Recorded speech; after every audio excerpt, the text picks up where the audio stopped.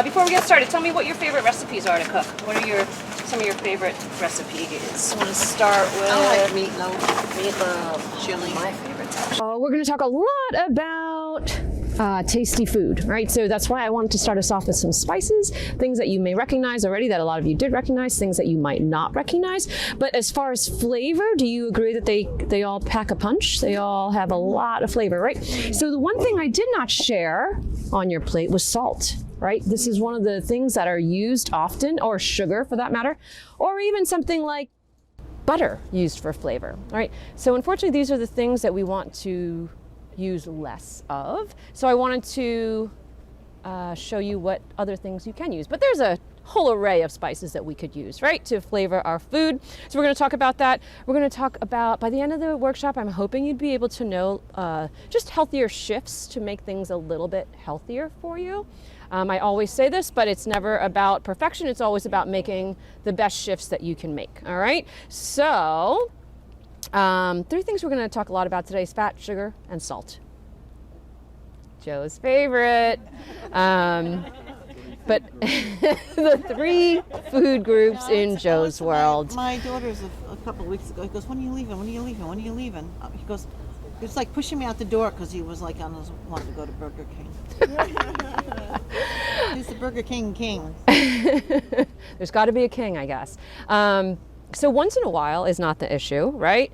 It is when it's the daily trip, Right. where you sneak out or try to kick your daughter out every day to get to Burger King. That becomes not only problematic for your child, but it's the everyday that's the problem, right? It's not what you're eating, it's how often you're eating it, all right? So that's why I like to joke with you, because I don't necessarily find this wrong if you're not doing it every day. So as you know, my plate, half of your plate should be veggies and fruits. Good job. I knew something was sinking in. Fruit and veggie, all right? So fruit, you already had at least a cup for breakfast, it sounds like. Yeah, those little cups you can get at ShopRite. Fruit cups? Great. Pears or peaches. Like sliced fruit? I like the tropical. Great. Make sure that you're keeping an eye out on the sugar in those cups, right? Usually 100% fruit juice is great. Usually if it's not an 100% fruit juice, a lot of sugar is added, right? And fruit is already very sweet. So just keep an eye out for the fruit juice. And then of course we want some protein. So we want fish, as you mentioned. Meatloaf is another type, right? Chicken. Eggs. Beans and eggs, right? So thank you for mentioning those things. Beans in the chili, right? Another way to actually make that a little healthier, that little tiny shift of adding more beans and less of the meat possibly that you're using cuts down on the saturated fats, right? So little shifts to cut down on the salt, sugar, and fats, all right? I tried vegetarian chili, not my thing. I gotta have some meat. Whether it's turkey, ground turkey. You chicken. haven't had my veggie chili yet, Joanne. Note to self, next group. Oh. Okay, so we'll try that one day. I just made some, and it was good.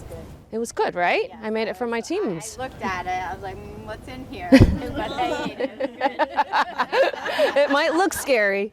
All veggies. I did judge it. Might as well.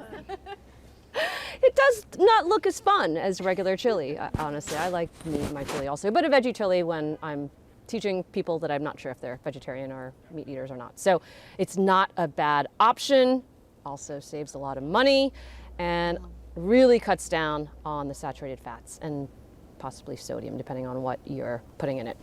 All right, so we talked about fruits and veggies, half your plate, a little bit of protein. Who remembers how much protein we should have per day? 3 ounces. Oh, for me, 3 ounces. So 3 ounces is your palm, total of 6 per day. Nice memory. So that means if you have an egg for breakfast, that's already 1 ounce. If you have some peanut butter, a scoop of peanut butter, that's another 2 ounces. And maybe you had a chicken breast for lunch, that's 3 ounces. You can still have a couple ounces of maybe a lean red meat, steak, burrito perhaps at the end of the day, right? It's not necessarily something that is very restricting. It just keeps you in mind of how much you should be eating. So 6 ounces of protein per day. Grains, what type of grains should you be eating? Broccoli, kale, dark. Or can you be eating? lettuce. Oh, I'm sorry, that's veggies. What kind of grains do we Oh, you eat? said greens. Oh, grains. Sorry, it's my Oh. English. I thought she said quinoa. Quinoa, that's a great grain. Rice. All rice is fine. It's just that half your grains should be whole grains. Does anybody remember what the whole grain includes? Why we should be increasing our whole grains in our diet? See, I don't want to tell you anymore. Fiber, exactly. Fiber. Also some vitamins. B vitamins are in the whole grain usually. Who remembers how long our intestinal tract is? 30 feet. About could be up to 30 feet, right? So we want to make sure that we are pushing things through our toxic exits, right? So, so fiber in the whole grain is what helps, and of course your fruits and vegetables also. Aim for 3 cups a day of veggies, or let's say 3 to 5 cups. 3 cups at least is great. So, Joe, you had breakfast with some fruit today? Any other fruits today? Nope, just those 2 cups. Okay, great. 2 cups, so you have a 3rd cup waiting for you, whether it's vegetable, preferably vegetable, right? We want to put some vegetables in there.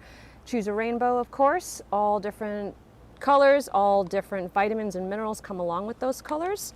I feel like you guys know this. Also canned, completely fine to get canned beans. A lot of low sodium, thank you for saying that. All right, so try to get the no sodium or low sodium, and it is typically a good 15 to 20% more salt. So keep an eye out for that. If you do end up not being able to find the low sodium options, then rinse your beans. No, I Yes. keep forgetting. When you say 3 to 4 cups a day, is that 3 to 4 cups of Good. vegetables and fruit together, or 3 to 4 of each? Each together. So 3 cups to 4 cups of fruit and vegetable together. Okay. Preferably more vegetable than fruit, just to the sugar content of fruit. But still get them in there as much as possible. Again, if you are doing a 1/3 of a cup today, tomorrow, try a 1/2 a cup, stick with that for the next week. Build slowly from there, right? Sometimes it's really hard to get. It's hard to eat that much. It's true, Do you know right? how much one banana is? It's considered 1 cup. Yeah. Make sure you're varying your proteins and your veggies. Oh, low fat and full fat cheeses. Which one do we like? Well, you like the full fat. The low fat's better. Yeah. Is there a possibility to do a combination? Yeah. Yeah, right? So one little shift, right, is maybe combining so you have less of the full fat, right? About 3 cups a day for dairy. An 8-ounce cup of milk, if possible, maybe with your cereal, if you're having cereal in the morning. But full fat cheese, this is considered 1 cup. I know that sounds sad, but you could, right, so your thumb is considered a serving, right? So that's why I say mix with your low fat options when possible, all right, so that you can have more cheese. Or slice it really, really thin. Exactly, and eat very slowly. Right, and honestly, if you had, 3 thumbs in one sitting, then the rest of the day, then you adjust, right? You adjust and you maybe decrease your dairy for the day or your fat content for the day. Instead of using butter, what are some other options we can use to kind of decrease the saturated fat? Oils, right? Olive oil is great. All sorts of different oils can be used. And we want to avoid trans fat pretty much completely. So I would actually suggest the full fat butter. A little bit of everything is not the problem, right? It's just a lot of bit, right? If you're throwing a pound of butter on your bread, or that's where the problem is, right? So eat the real food, just don't eat so much saturated fats. So question for you. Instead of, let's say, instead of picking like fatter cuts of meat, what are some options to replace that to decrease the fat content? Well, you eat chicken. Chicken, Turkey. And you skin it. without the skin. I skin Turkey, it, yeah. exactly. I don't like turkey as much as Yeah. chicken, but Right, so those are other options. Beans, right, another protein source. Eggs, another protein, and fish, right? So you already know there are other options. There's also certain cuts of meat that are actually leaner. Do we all like putting salt on our food? no. Yes. Yeah. Still young, that's why. In the pot, not on the plate, in the pot. To reduce your salt and saturated fats. Look at the labels. So just a quick way to look at it, 5% is usually low, 20% is usually high. If it's salt and fat, that means it's getting too high up, by 20%. If it's fiber, great, right? If it's vitamins, great. So 5%, 20% are the numbers you want to remember. All right, just to keep an eye out. Quick, easy way to do that. Some of you have already seen this, but per day, 2,400 milligrams. When we turn that into a teaspoon, it's actually half a teaspoon per day. That is, for those of you who don't have trouble with heart disease, high blood pressure, things like that. For that, it's half of that. So a quarter teaspoon. It's not a lot, right? It's not a lot of salt. Unfortunately, a lot of our prepared foods, and, processed foods, probably double to triple this amount, right? This is actually what possibly is causing our salt addiction. That is why I brought all sorts of different kinds of herbs and spices, the garlic, the cumin, the paprika, different types of things out there. And of course, fresh foods. I thought I saw some chives. There's thyme, chives, and oregano. Right. Lots of herbs in this garden that started. Oh, thank you. You guys can split a chive. You probably just need a little bite, likely. Chives are delicious, right? And you can just throw that right on top. Oniony, a very light oniony flavor. They'll grow indoors in a pot. Ooh, how pretty. I love that. And feel free to take home today. There's parsley that's still good. The thyme is still kicking. And Amazing. the oregano. Thanks, Peggy. Yeah. Parsley. Oh, that would be true. Thank you so much. You're very welcome. Look at that fresh. So herbs, spices, they're so good for you, and they really reduce the salt intake, but also still add a lot of flavor, right? So lots of opportunity right behind us to just flavor your food differently. All right, so instead of buying prepared meals and processed meats, what are some options that you could do? We're just talking about small shifts that you can make to eat a little bit healthier. And I don't mean to make it sound as if we all have time to do all these things, but I do want to recognize that, yes, that's perfect, right? So like pre-prepping, chopping things, making things at home, right? Because then you can add some your own flavor. You know what's in It it. tastes better. It does, right? So as far as like time management, I've said this probably to you before, health is not typically usually like your willpower. It's a time management issue a lot, right? So making, maybe taking a day to chop and get all your vegetables and things ready for the week. And then you can, if I say this all the time, if I have stuff chopped in the fridge, I'll just throw it into things. If I don't, I'm going out to get a slice of pizza, right?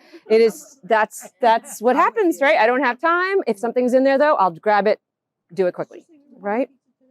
Oh, he's making pizza.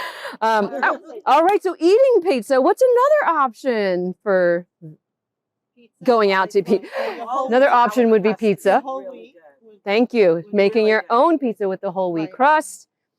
Actually, I've made it with the kids often. That's exactly what I was about to say. Something really quick and easy I usually make with kids a lot is the whole grain muffins, or even honestly just whole grain bread, right? Because if the whole grain muffins, unless you're shopping at Walmart, is very cost prohibitive sometimes. So getting whole grain bread, some sauce, some cheese, adding your veggies to it. All right, so making sure you're getting in your whole grains and your veggies. We talked about canned vegetables, making sure you're rinsing them.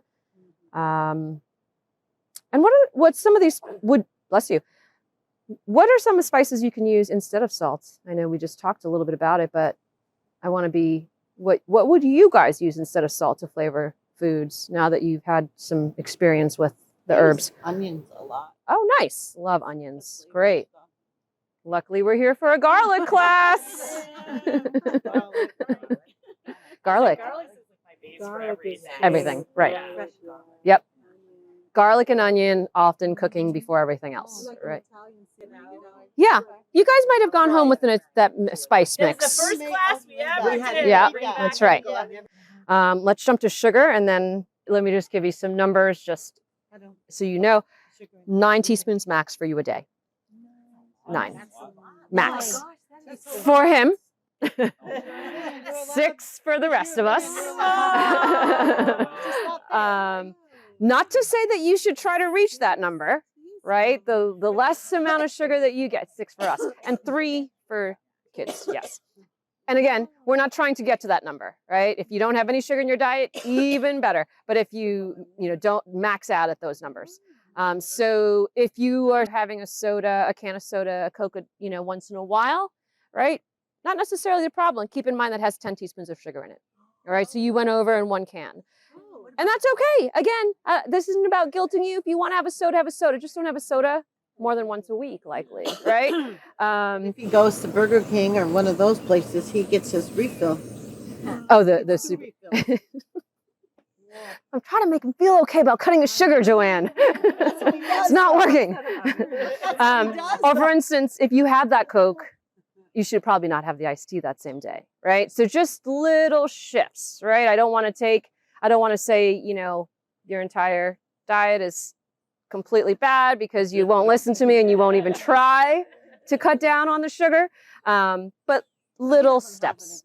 Exactly, right? I know that. How does diet soda? They say that's Good question. good for you. So the diet soda does not have any sugar. So in your body, it's not reacting to the excess sugar. That being said, as they said, there's chemicals that is still controversial as far as their value to your health. I don't think that too often either. And then also because your taste buds are adapted to the sweetness, then you will always want a sweet thing, right? So if you can't find the diet soda, you'll likely get something that is a little too sweet for you.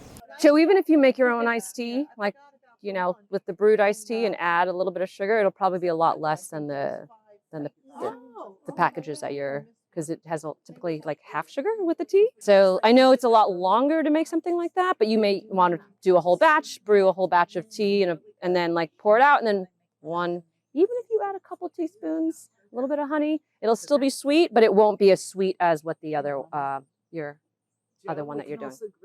So I do suggest if obviously water is one of the best things to drink for hydration. But if you don't like just drinking water, always adding, lemons, infuse it with some fruits, some mint, maybe some cucumber. Mint is we had a cucumber mint and lime this past week. And it was delicious. It took just a few moments to infuse. So if you're drinking sugary beverages, those are other options. Making your own drinks. If you like it with bubbles, then have a seltzer and add some fruits even if you add your own sugar, you will likely never add the 10 teaspoons that's in a can of soda or 16 if you're getting the liter. If you'd like, you don't have to try anything. These green tomatoes came from the garden. And I added... All right. Yeah, lots of green tomatoes. And it has lots of garlic, about 6 cloves of garlic, about 6 to 7 tomatoes, I would say. And I added some basil, a little bit of salt, pepper. Recipe you have in there? I have there's a recipe in there, but it's in your folder. Still has a bucket full of green tomatoes. Yes, there's a few more left that I didn't use, so if anybody wants to take them there. Yeah, you guys kind of helped grow them, so. You like it? Great. And it could be used as a sauce on pasta. It could be used as a dressing, for your chicken or fish, exactly. A little bit of tangy, a little bit of garlic. And then if anyone wants to dry herbs, feel free to pick some herbs. And then I have this twist tie stuff, and you can make a little bundle. And then put a little nice. At the top, and then you can take it home and hang it, and it'll dry. Love that. Yeah. I'm hungry all the time. So that you can wash your salt off your things. You can go home with one of these guys. Joe and I Sure really do. just also want to grow from the oak. That's right. You get one and you get one.